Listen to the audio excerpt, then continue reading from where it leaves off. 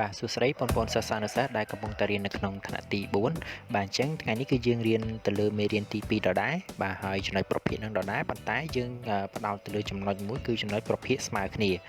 បាទអញ្ចឹងនៅក្នុងចំណុចប្រភេទស្មើគ្នាថ្ងៃនេះដែរគឺខ្ញុំសូមបង្ហាញបាទទៅនឹងវិធីសាស្ត្រដើម្បីយើងដឹងថាតើប្រភេទស្មើគ្នានឹងយើងមើលតាមរបៀបណាបាទអញ្ចឹងឥឡូវខ្ញុំសូមបង្ហាញអំពីនិយមន័យជាមុនសិនបាទអញ្ចឹងនេះគឺជាកន្លឹះដើម្បីយើងដឹងថាតើប្រភេទ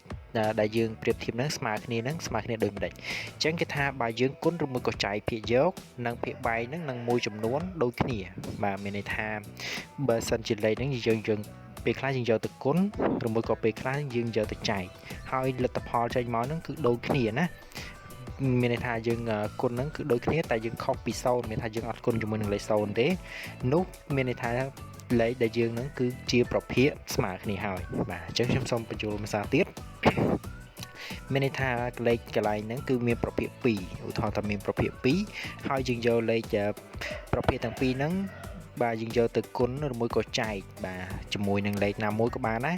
ហើយចេញមកគឺចំនួនហ្នឹងគឺមានន័យថាដូចគ្នាបាទអញ្ចឹងបើសិនជាដូចគ្នាគឺមានន័យថាលេខហ្នឹងគឺជាប្រភេទស្មើគ្នាប៉ុន្តែហាមដាច់ខាតគឺយើងមិនអាចយកទៅគុណជាមួយនឹងលេខ0ទេណាអញ្ចឹងគឺយើងគុណឬមួយក៏ចែកហ្នឹងចាប់ពីលេខ1 2 3ឬមួយក៏លេខប្រមាណតាមយើងគុណទៅបាទហើយលេខហ្នឹងគឺចេញមកចម្លើយដូចគ្នាមានថាដូចទាំងភាគយកដូចទាំងភាគបែកនោះមានន័យថាជាប្រភេទស្មើគ្នាបើសិនជាយើងគុណទៅដូចតែភាគយកខុសភាគបែកគឺប្រភេទហ្នឹងមិនស្មើគ្នាទេបាទឬមួយក៏យើងគុណទៅដូចភាគបែកខុសភាគយកអាហ្នឹងគោមិនដូចគ្នាដែរមានន័យថាมันស្មើគ្នាទេអញ្ចឹងពាក្យថាស្មើគ្នាលុះត្រាតែស្មើទាំងភាគយកស្មើទាំងភាគបែកបាទអញ្ចឹងឥឡូវកុំឲ្យខាតពេលយូរយើងចូលដល់ការអនុវត្តទៅនឹងលំហាត់បាទអញ្ចឹងនៅក្នុងលំហាត់ថ្ងៃនេះគឺខ្ញុំមានរូបភាព3បាទឥឡូវរូបភាពទី1បាទរូបភាពទី1គឺខ្ញុំមានទាំងអស់10តារាងហើយខ្ញុំផាត់យកចំនួន5តារាងបាទអញ្ចឹងនៅក្នុង5តារាងហ្នឹងគឺបើយើងសរសេរជាប្រភេទគឺមានន័យថាស្មើនឹង5ភាគ10បាទរូបភាពទី2គឺខ្ញុំសរសេរបាទគឺមានចំនួន20តារាងបាទហើយខ្ញុំផាត់ហ្នឹងគឺចំនួន10តារាងបាទអញ្ចឹងយើងសរសេរជាទម្រង់ប្រភេទគឺមានន័យថា10ភាគ20បាទរូបភាពចុងក្រោយគឺរូបភាពហ្នឹងមានចំនួន40តារាងហើយខ្ញុំផាត់ពណ៌ចំនួន20បាទអញ្ចឹងមានន័យថាយើងសរសេរជាប្រភេទគឺ20ភាគ40អញ្ចឹងសួរថាតើរូបភាពទាំង3ហ្នឹងឬមួយក៏ប្រភេទទាំង3ហ្នឹងមានតម្លៃស្មើគ្នាដែរឬទេបាទអញ្ចឹងបើសិនជាបងប្អូនពិនិត្យមើលទៅតាមរូបភាពជាក់ស្ដែងបងប្អូនប្រកាសជាឆ្លើយភ្លាមថាអត់ស្មើគ្នាទេដោយសារយើងមើលសង្កេតឃើញទៅគឺមានអាខ្លះច្រើនអាខ្លះតិចបាទអញ្ចឹងនៅក្នុងនិយមន័យប្រភេទគឺយើងមិនអាចអាស្រ័យទៅលើរូបភាពដែលយើងមើលឃើញជាក់ស្ដែងអញ្ចឹងទេបាទគឺយើងអាស្រ័យទៅលើការកណនារបស់យើងអញ្ចឹងដើម្បីយើងដឹងថាតើប្រភេទហ្នឹង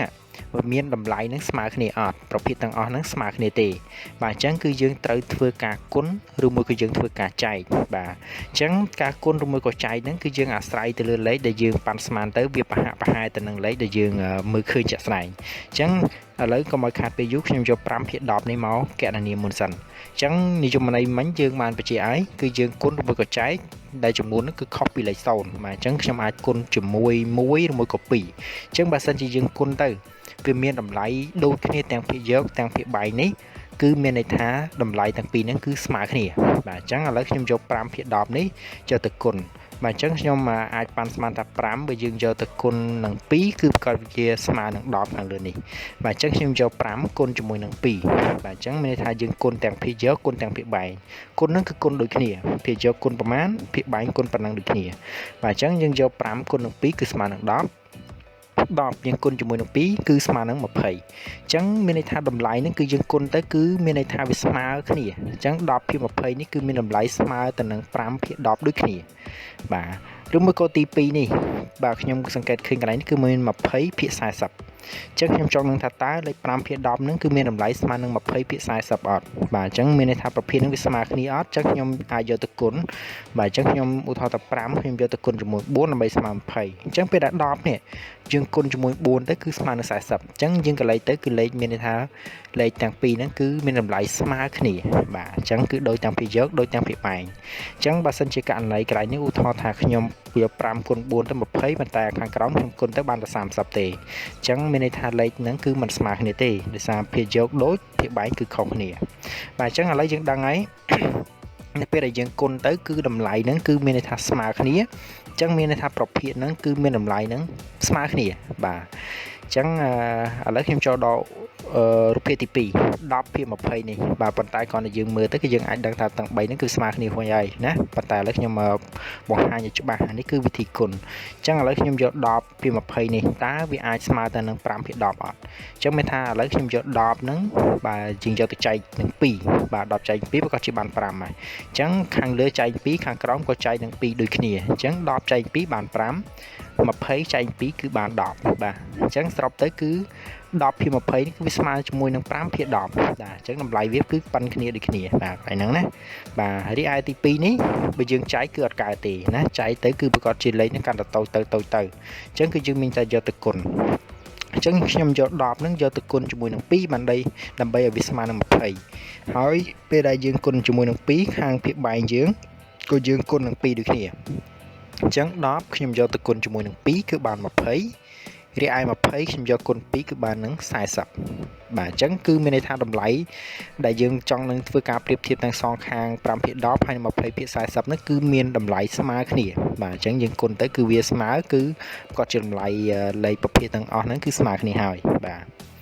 បន្ទាប់មកចុងក្រោយអញ្ចឹង20ភាគ40នេះគឺយើងអាចទាយថាតើវាអាចស្មើនឹង5ភាគ10ឬមួយក៏10ភាគ20នឹងអត់បាទអញ្ចឹងគឺយើងធ្វើការកណនាប៉ុន្តែនៅក្នុងការកណនាកន្លែងនេះគឺយើងមិនអាចយកទៅគុណទេបាទពីព្រោះថាលេខនេះគឺវាធំទៅហើយបើយើងគុណទៀតគឺគាត់จะឃើញច្រើនទៅយើងមិនអាចយកគ្នាផ្ទុយទេអញ្ចឹងគឺមានថាលេខហ្នឹងគឺយើងធ្វើការយកទៅចែកទាំងពីរបាទអញ្ចឹងធ្វើថា20ភាគ40នេះយើងចែកជាមួយលេខប្រមាណដើម្បីវាស្មើនឹង10ភាគ20នេះហើយយើងចែកជាមួយប្រមាណដើម្បីស្មើ5ភាគ10អញ្ចឹងបើសិនជាយើងចែកទៅវាមានតម្លៃស្មើនឹងលេខដែលយើងចែកនឹងឃើញ